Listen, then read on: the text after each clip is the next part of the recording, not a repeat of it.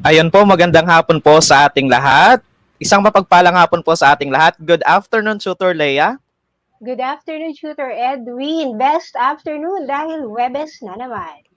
Yes po. And ako po pala si Tutor Edwin na mula sa dibisyon ng Butuan City na magiging #JKK ninyo o gabay, kaagapay at karamay sa pagtuklas ng mga napapanahong mga paksa na sadyang inyong kapupulutan ng aral. At dito sa Araling Panlipunan sa ating e-tutorial session sa hapong ito ay dadalhin namin kayo sa isang panibagong mundo ng pagkatuto sa Araling Panlipunan 10. Tutor Leia?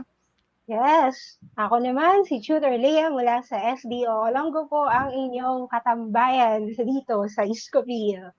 Okay, Tutor Edwin, batiin muna natin ang ating mga online learners.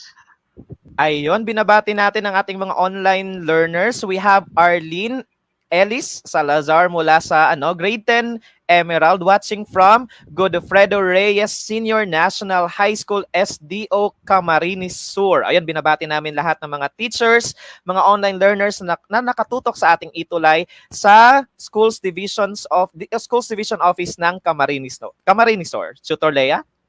Okay, so ganun din ha. Thank you for attending our session this afternoon. Okay. So, Tutor Edwin, talaga namang halatang-halata ang kulay purple ngayong hapon. Yes. Mukhang Team Obe. Team Ube. Ayan. Wait lang. Okay.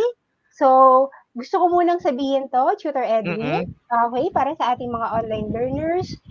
Ngayong buwan ng Marso, ayan, uulan ng kulay purple. Dahil yan sa Proclamation number 224 Series 1988 na kung saan ayan. Ayan, pahulaan natin yon sa ating mga online tuties. Mga online tuties natin, bakit kaya purple or naka-violet si Tutor Edwin tsaka si Tutor Leia this afternoon? Ano yung sinicelebrate natin for this month?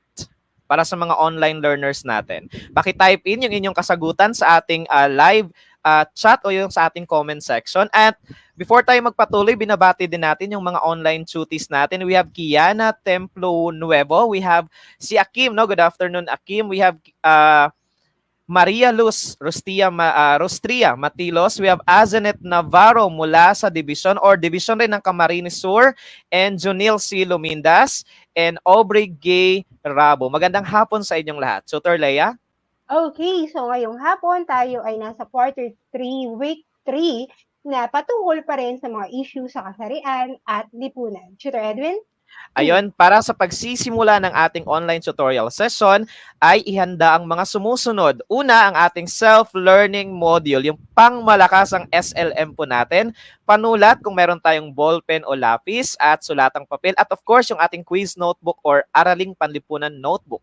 Tutor Leia? Tama yan. Siyempre, ready sila dyan para salubungin ang ating MELT number 2 na nagsasabing nasusuri ang mga iba't ibang uri ng diskriminasyon sa kababaihan, kalalakihan, at ang LGBT. Ayun, thank you so much. And Tutor Leia, meron ba tayong mga kasagutan tungkol sa katanungan natin kanina? Bakit tayo nagpo-purple? Bakit nagpo-purple talaga? Ayan. Bakit tayo nakakulay ube? Dahil ba meron tayong virtual threat na ube? Or, ayan, basahin natin. Okay, so umuulan ng sagot. Umpisahan natin. Kim, yun, Women's Day, Women's Week, Women's Month, Women's Week. Siguro mas kompleto, Tutor Leia, kapag yung kompleto talaga. Ano kayong kompletong term dito? Ayan. So, Women's Week, Women's Day, Women's Month, Women's Month, Day. Women's Day. Ayan ang mga sagot ni Robeline Boston, Women's Month. Ganon din si Joanna, Women's Day. Ayan. So, pareho ang sagot. Yes, pero usually, Tutor Leia, meron tayong term doon, yung tinatawag nating medyo malapit. Si Jella, pero isa National Women's History Month. Okay. So, yun ang sagot, sir. Ang daming sumasagot. Of course. Okay, yung tamang kasagutan ay National Women's Month Celebration. No? The whole month of March is National Women's Month Celebration. Meron kayo nakakuha ng tamang kasagutan? We have yung kompletong medyo malapit. We have si Arnel, no? Arnel Doldulia Capinianes. Ayun, PM PM mo ako mamaya, Arnel. Bibigyan kita ng pa-GCash ni Sir. Wow naman, talaga naman. Okay, thank you so much. Let us proceed, Tutor Leia. Okay, so congratulations sa nakakuha ng exact na hinahanap ni Tutor Edwin ngayong hapon. Yes. Huwag bibitiw kasi ngayong hapon bibigyan kahulugan natin ang mga salitang karahasan at diskriminasyon. Ganun din, tutukuyin natin ang iba't ibang uri ng diskriminasyon at karahasan laban sa mga kababaihan, kalalakihan at LGBT. So, yan po yung ating layunin. Okay. For our activity bilang pagbabalik tanaw o pag-review sa ating tinalakay noong nakaraang tagpo, ay sasagutan natin ang ating balikan. Ayon, para sa ating panuto, babasahin ko po. Punan ang talahanayan, isulat ang taon kung kailan. Ayon, very clear po ha, yung taon o yung year. Kung kailan nabigyan ng karapatang bumoto ang mga kababaihan sa Saudi Arabia. Gawin ito sa hiwalay na papel o ilagay sa chat box yung ating kasagutan. So meron tayong tatlong columns dito, yung tatlong box. We have Saudi Arabia. So napapansin natin, meron tayong question mark and karapatang bumoto. Ano kayang year, bilang pagbabalik tanaw, anong year nagsimula na mabigyan ng pagkakataong makapagboto ang mga kababaihan sa Saudi Arabia? Ayun, that also cost a GCash prize. Wow! Second GCash. Yes, Ayan. yung second GCash natin. We have, ayun, may sagot na tayo, Tutor Leia. Yes, and Yes. he looks familiar. Jude Michael Botar Yes. with 2015 Women's Suffrage. Okay, so anong kasagutan, Tutor Leia? We Kung have... mapapa sa kanya, ayan, ayaw mag-play. Ay, nag-play. Ayun, very good. That's 2015, no? Taong 2015 nang mabigyan ng pagkakataon ang mga kababaihan sa Saudi Arabia na makapagboto, no? Ma-exercise yung kanilang rights to suffrage. Tutor Leia? Okay, very good, no? Yan. Ito naman, pumunta na tayo dun sa medyo pagpapalalim na mga konseptong paulit-ulit nilang naririnig. At ang panuto, magbigay ng mga salitang may kaugnayan sa diskriminasyon at karahasan. Itala ang mga ito sa loob ng arrow or doon sa tinutubok ng arrow na concept map, sagutan nito sa inyong paper or ilagay sa chat box. Unahin natin ang diskriminasyon. Ayan, so mga mga to mabibilis mag-type in. So any word, no? One word na sa tingin yung may kaugnayan. Yes, konseptong may kaugnayan sa term na diskriminasyon at yung tinatawag nating karahasan. Ayun, binabati natin lahat ng mga online learners natin. We have 68 strong viewers as of this time. Wow, 68 is strong viewers. Yes. I like that term, strong. Hashtag headstrong, heartstrong. Yes. Okay, ano kayang tamang kasagutan? We have, or any idea from our online tuties. tuties. Kalingasan Aklan, sabi niya, pananakit. Sabi ni Aileen, no? Pananakit. So, si Jelay naman, gender discrimination. Joanna, pananakit pa rin. Okay. Ayan, sabi ni Kim is parang yung term na pangit, mataba, discrimination. Tama. Okay, yes, malalaman natin yan. It's an example. Ayun. Yes. Judgmental. Yes, that's correct, no? So, ang lalalim ng kanilang mga ideas. So, ready na siguro tayo, sir, no? I-reveal natin ang paunti-unti, no? Sabi ni Elaine Cesarian, pananakit, paninirang puri, sabi ni Jude Michael, racism. Racism. Okay. Alright. So, check mo na sa discrimination. Meron ding hatred. Ayan, ang bibilis ng ating mga online tuties this afternoon, Tutor Leia. Siguro sobrang sobrang nakaka-relate sila. Yes, relatable yung ating topic this afternoon.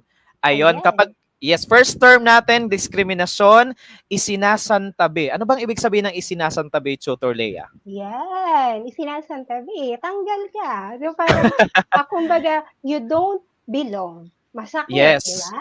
Excluded, di ba? Exclusion, excluded, hindi ka, you don't belong. Yes. Paano naman yung hindi tanggap, Tutor Edwin? Hindi tanggap, hindi siya kumbaga, hindi siya pasok sa standards. Correct. Hindi siya pasok doon sa kung ano yung karapat-dapat para sa isang tao. Di ba? So, hindi tanggap. Ayan, Okay, humabol si next. Gia, panlalait, sabi niya. Karakasan, ano Ayun. naman? May Ayun. sumagot ba? Madaming sumagot Of yan. course, may sumagot ng pananakit. That's according to Shane, no? Pananakit. We have also another term for karahasan, tutor Leia. Ano isang term natin for karahasan, pananakit, and Ayan, violente. violent. Mm-mm. Ayan, no? So, papalalimin pa natin yan. Yan ay kumbaga preview lang sa Netflix. Okay. Next, ito na. Talk last scene. Okay, Tutor Yes. Edwin, go ahead. Okay, so ang ating tatalakayin ay tungkol sa konsepto ng diskriminasyon at karahasan. Ano nga ba yung diskriminasyon?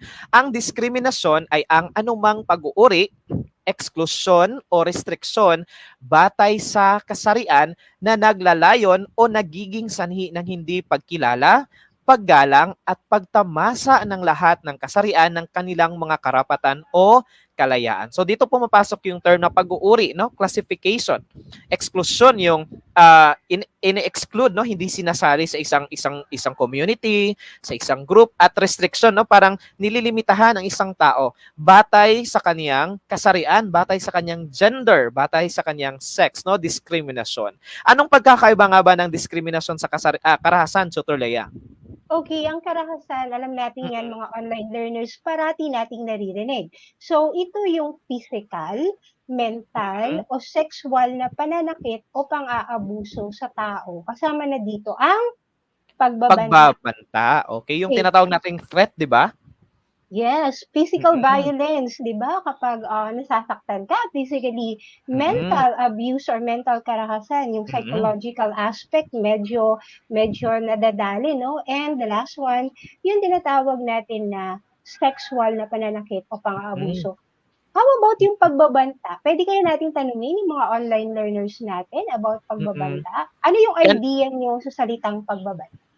yes, yung tinatawag nating pagbabanta. Kasi sometimes, 'di ba, kahit hindi tinuloy, pero still nagkaroon ng threat. Oh, Yung ano yes, kayong that point of view ng happens. ating mga online learners dito? And of course, Tutor Leia, binabati natin lahat ng mga online viewers natin, hindi lamang sa Facebook, at meron din tayong mga online viewers sa ating official YouTube channel ng ating Itulay. So meron ako nakita kanina Wow. nagko-comment kasi merong parang icons ng YouTube, no? Aha. So Ayan, meron din tayo mga online viewers. Ayun, sabi ni yes, Tutor Leia? ang dami nilang sagot, no? Si Jesselie, pananakot, Eileen, pananakot, pananakot. I think the Mm-mm. bottom line is, I read, the word Yes, yes. pananakot, no? Mm-mm. So, Mm-mm. ang karahasan, Tutor Edwin, pwede nating sabihin na tinuloy man o hindi, kapag may threat, no, that is still considered karahasan o violence. Aminin natin, violence against women. Hindi yan Mm-mm. pinapayagan sa lipunang Pilipino sa mga ganitong pagkakataon. Okay? Mm-mm. Okay, Tutor Edwin, any additional batiin natin yung mga online learners natin? Emily Ayun, Noel Labrador. binabati natin lahat ng mga online tuties natin. We have Kim Yon Lumbukan, we have Rainiel Manabat de Vera. Ayun si Rainiel. Hi, We have Rainiel. Imelda and Jackie Lu. We have Lizan, we have Jeneline Mendoza, and we have Zila Tiffany. Hello sa iyo, Zila. Parang kapapasok lang yata ni Zila from anong SDO ito? From Ocampo National High School. Saan ba Ayan. yung SDO, Tutor Leia? Hindi kasi Ay, nakalagay eh. oo, include nyo mga dear learners yung ating mga SDO para never recognize din sila. And your school. Okay? Yes, ayun, pa-shout out daw sabi ni Junjun Gotico. Hello sa'yo, Junjun. Hello, Junjun Pa-shout out. Gotico. And we have Sherlyn, pa-shout out. We have Jude Michael. And si Jude Michael from SDO Batangas. Okay, let us proceed, Tutor Leia. We have discrimination and karahasan. So we already know what are those terms, no? Yan. So ano kaya, or Tutor Edwin, meron ka bang kilala na personality na maaaring naka-experience ng diskriminasyon at karahasan sa panahon natin, contemporaryong panahon? Kung meron tapos tanong rin natin yon sa mga online learners natin. Type nyo, mga online tuties. Kung meron kayong kilalang personalidad, lalaki o babae, ano man ang kanyang gender, no, or pwede nating i-type in dito. Ayan, para ma-acknowledge natin. Yes, Tutor Edwin, do you have one? Actually, I am thinking of, kasi yung pumapasok sa isipan ko ngayon, Tutor Leia, is yung mga celebrities. Kasi sila yung usually nasa mainstream media. Do I need to mention the names? Siguro naman. Or initial na lang, di ba? O Yes, kahit yung yung mga sitwasyon na lang. siguro yung ano, yung sitwasyon yung parang nabugbog. Okay? Yung isa is parang na-discriminate sa isang restaurant, yung parang napaalis because of the gender. Mhm. Kasi ano, parang if I'm not mistaken, parang transgender, parang ganun na situation. And napapanood ko din siya sa ano kasi merong series nun para sa Netflix, 'di ba? If napanood mo din yung Tutor Leia, yung merong mga ano, yung mga nagsusuot, yung mga transgender women, no? Yes, yes. Isa yung series na um, Nagko-cross-dress. yes, yung mga cross-dresser na hindi sila kumbaga nagkakaroon ng discriminate. It's there's a certain scene on that series na yung customer parang in-approach yung sila tapos sinabihan na parang papaalisin kasi ganito Mhm. ganyan tapos parang pinagtanggol din nila yung kanilang sarili. So hindi lang ganun tutorial. Actually marami pang mga scenes na ganun. So yun, discrimination no Okay. towards gender.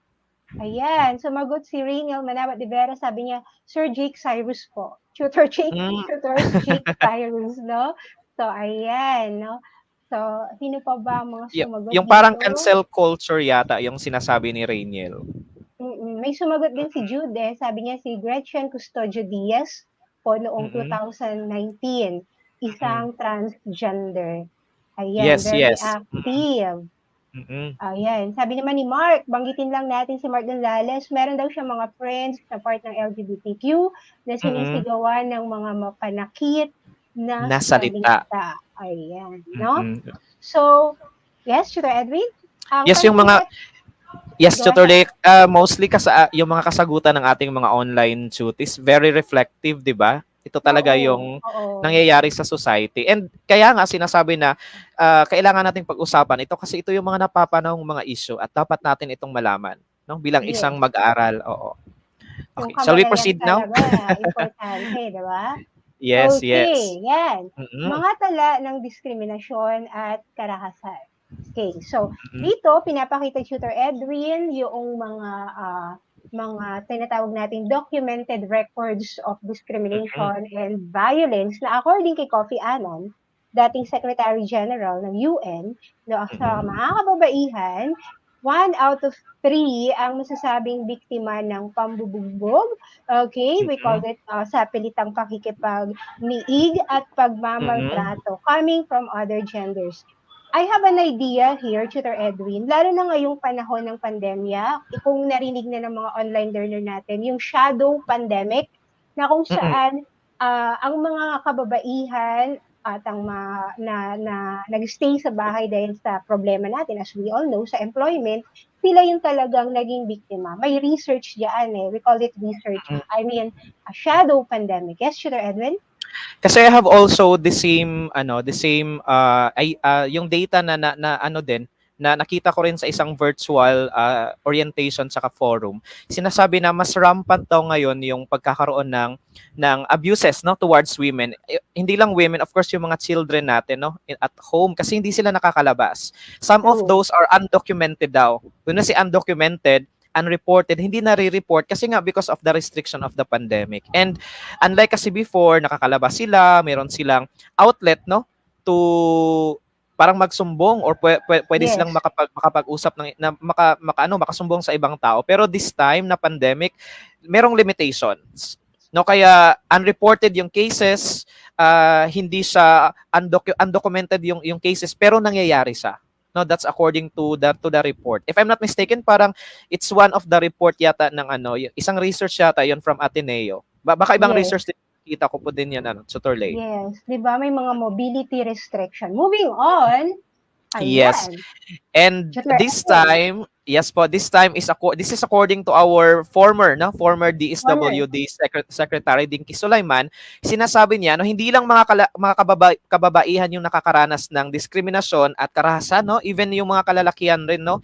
So, accordingly no, isa sa bawat 20 lalaki sa bansa ang biktima ng pagmumura at masasakit na pananalita ng kanilang mga may bahay. So baka dito papasok yung term na yung under desire, 'di ba? Yes. Medyo negative yung Negative connotation, no? connotation. Yung Yes. connotation pero actually it applies, and there are a lot of shows featuring yung mga lalaki na abused by their wife, no? Kasi minsan takot silang iwanan ng kanilang wife kasi sa sobrang pagmamahal, no?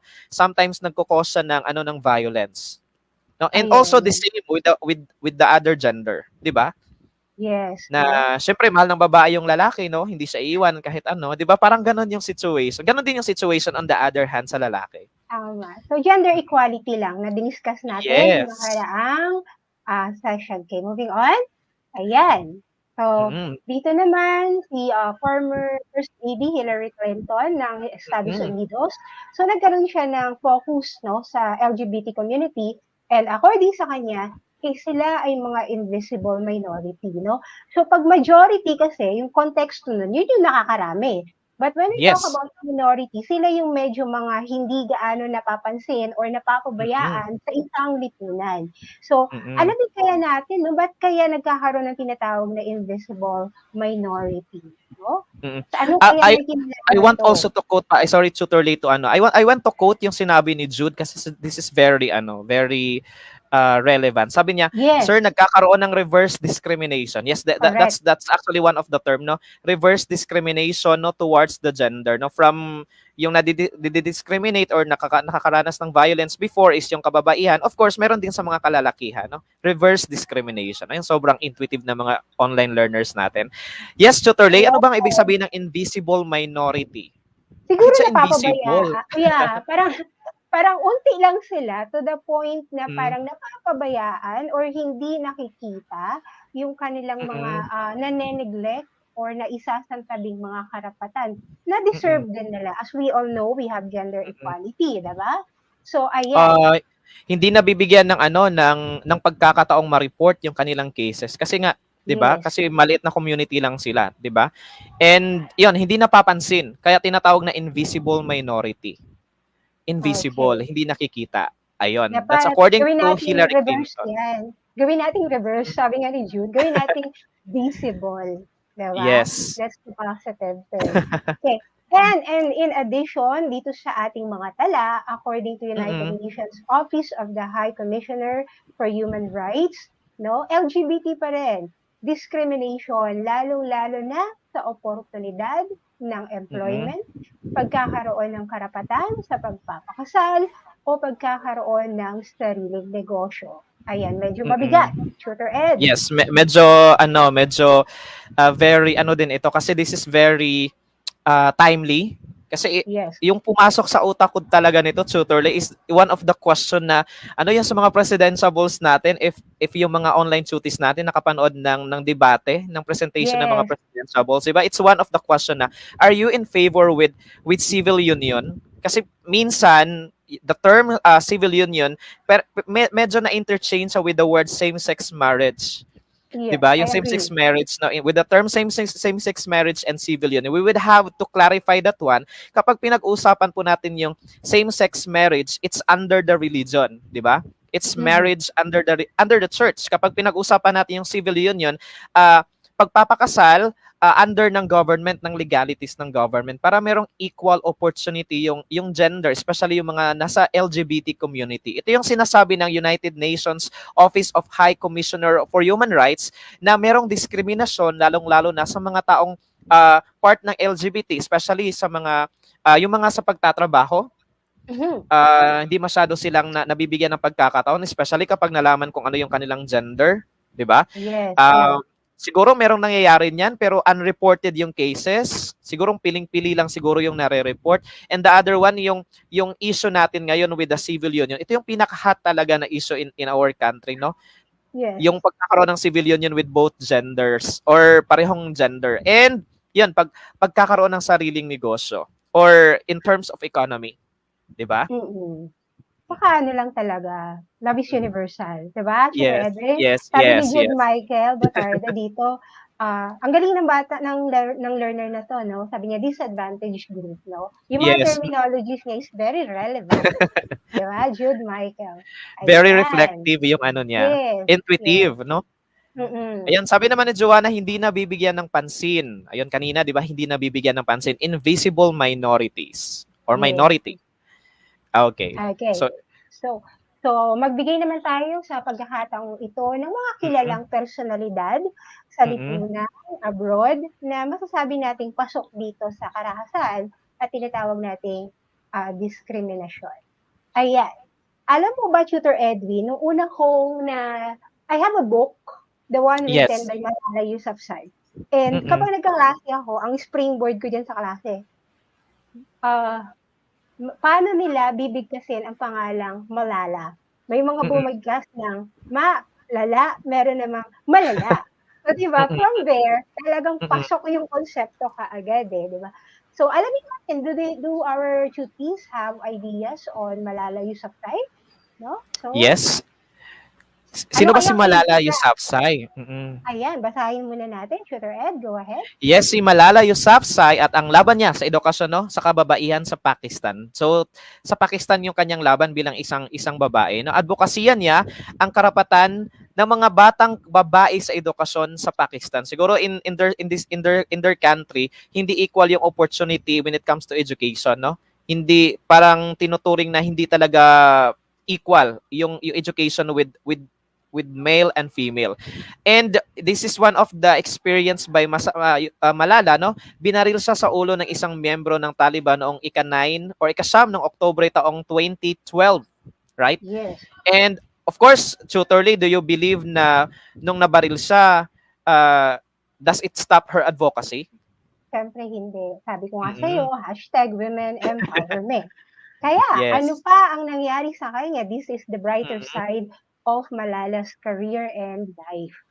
Ayan, Ayun. iginawad sa kanya ang Nobel Peace Prize noong 2014 at Mm-mm. itinatag niya noong 2013 ang Malala Fund, isang organization na naglalayon na makapagbigay ng libre, ligtas, at dekalidad na edukasyon sa loob ng 12 taon.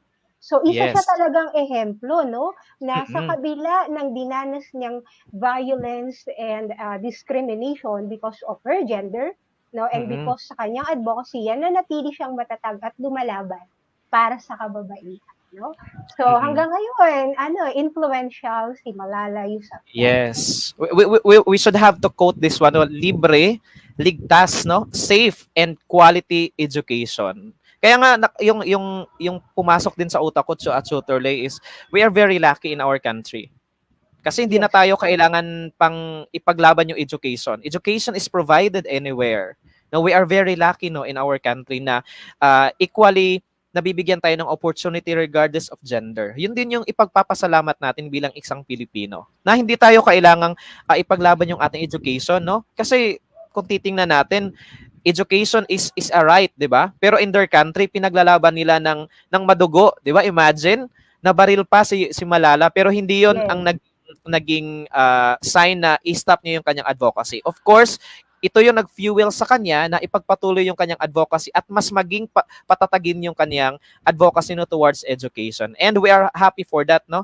And we should reflect this one, no? Kaysa marami tayong iniisip na maraming problema, we should be happy Tama. sa ating bansa na nabibigyan tayo ng And pagkakataon, no? Kasi free minsan, education. yes, minsan yung ating mga online learners, especially yung siguro may mga online learners tayo na very, very particular sila sa likes and share and comments sa kanila, positive comments. Pero marami pang mga bagay na dapat nating i-focus other than yung parang ipipraise yung sarili natin.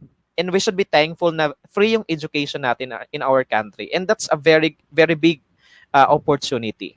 Diba? Yes, tama si Tutor Edwin, my dear online duties, because education is the cornerstone of nation building. Without it, Yes. hindi tayo makakapunta sa pinapangarap nating mga lugar. Okay, may Mm-mm. nag-comment dito, Tutor Edwin.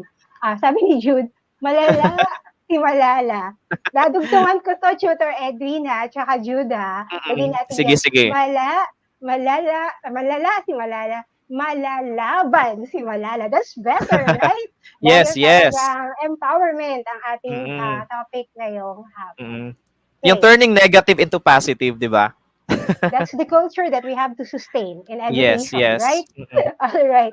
Ngayon, Tutor Edwin, siguro nandito na tayo sa moment to check their understanding, perhaps. Can we Of proceed course. now? Alright.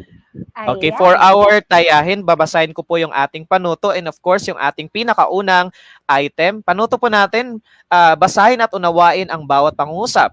Bilugan ang titik o piliin yung titik ng tamang sagot at isulat ang inyong sagot sa ating papel o ilagay sa ating chat box. Okay, are we all ready? So I believe ready na yung ating mga online learners tutorly kasi habang balitaktakan tayo kanina, nakikisali din sila, 'di ba? Nagbibigay ng kanilang opinion. Yes. Okay, for Yes. number 1, si Raul ay naniniwala na dapat ang lalaki ang nasusunod at may otoridad sa pamilya. Anong uri ng diskriminasyon ang pinapahayag dito?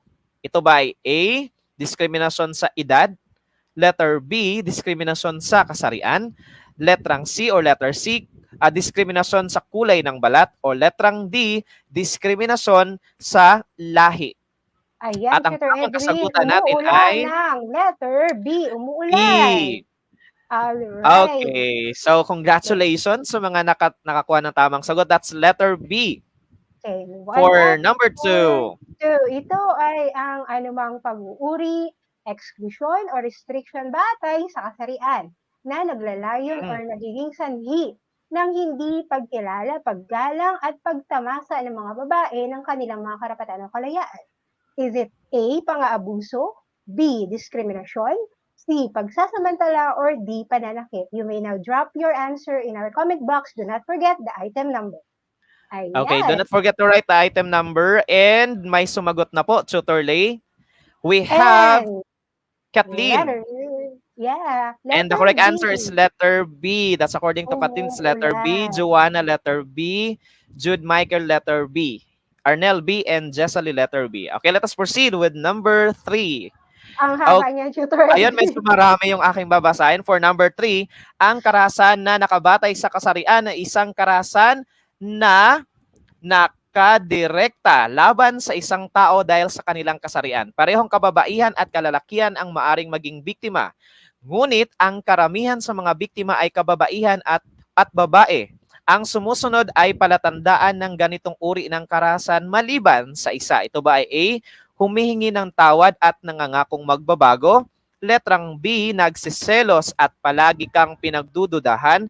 Letrang C, madalas sinasabi na nararapat lamang ang ginagawa niya sa iyo. O letrang D, sinisipa, sinasakal o sinasaktan ang mga anak o alagang hayop. Okay, yung question natin is, alin sa mga sumusunod ang hindi, no?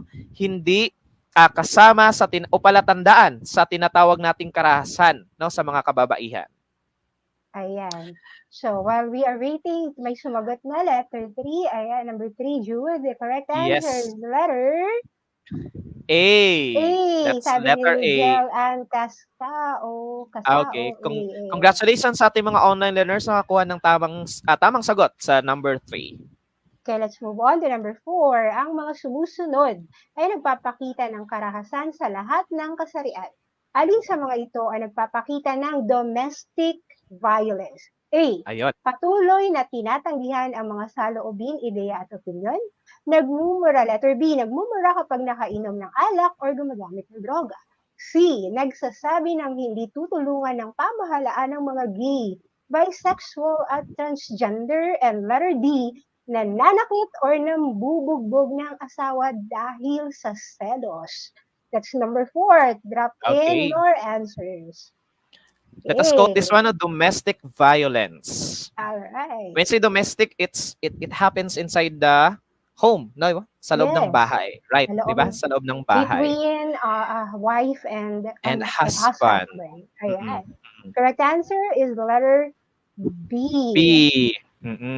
Okay, so can we check? Ayan. Alright. Medyo nalito sila sa number 4. Ayan. At least nakatulong, Tutor Edwin, ang ating additional information on domestic violence na nakuha ni Kathleen, ni Arlene, Melanie, Warren, and Baby. Congratulations. Yes.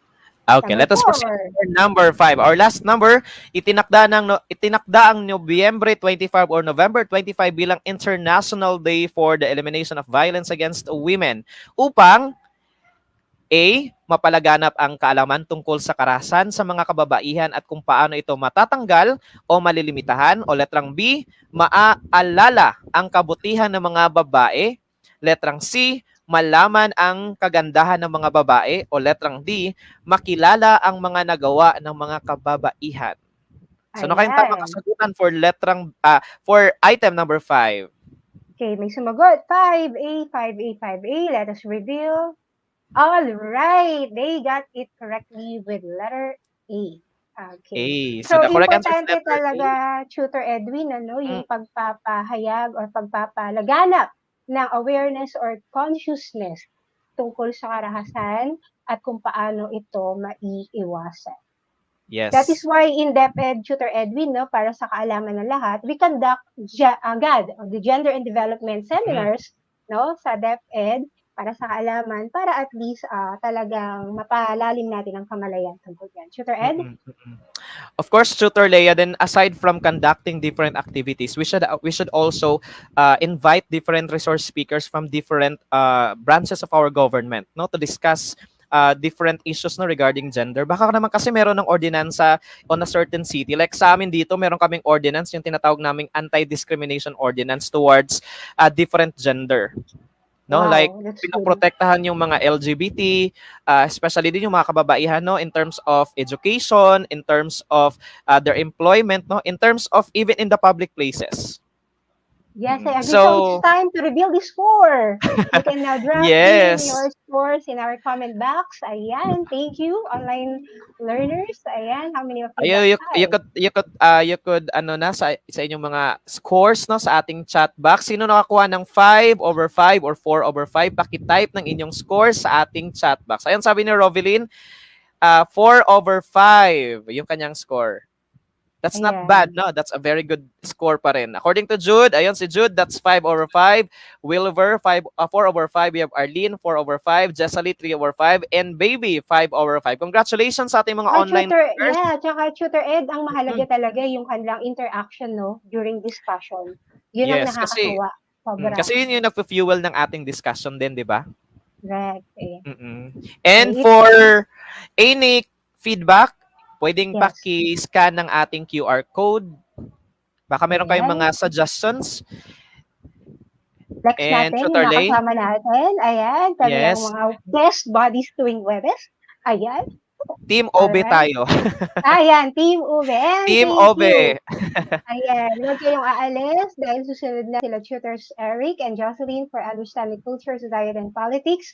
Muli, ako si Tutor Lay, nagsasabing dito sa ating tambayang Iskopil, sabay-sabay tayong magiging malalim ang kamalayan sa usaping panlipunan. Tutor Edwin? Ayun, and I am also Tutor Edwin mula sa Dibisyon ng Butuan City, ang inyong #GKK, gabay, kaagapay at karamay sa pagtuklas ng mga napapanong mga paksa dito lamang sa ating Araling Panlipunan 10. Kung meron kayong suggestion, komento, i-email ang ating edtech@deped.gov.ph. Marami pong salamat.